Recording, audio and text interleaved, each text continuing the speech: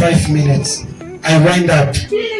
Kitu ambacho nataka kumalizia nikisema, wapendwa, sisi Mungu ametuita, na akituita hajatuita ili tuangamie.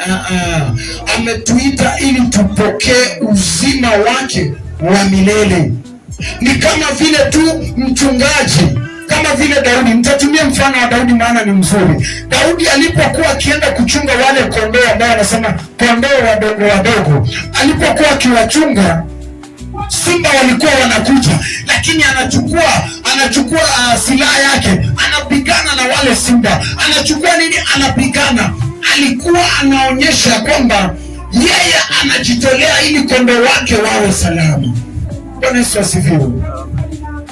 Na maarifa inatuelekeza kwamba Yesu Kristo, tunapaswa tusikilize sauti yake, na tunaposikiliza tukaweza pia kusoma na kupata ufahamu ili tukafuate njia zake, maana anatuelekeza katika uzima wa milele. Praise the Lord.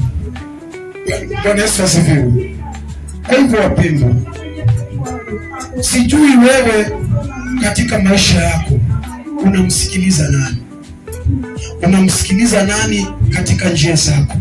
Neno nasema kwamba yeye anatupa pumziko, na sio pumziko la kawaida, pumziko la kweli. He gives us rest. Umehangaika, umekuwa ukitembea ulimwenguni na mizigo yako, unaenda kwa kanisa lakini umebeba mzigo wako.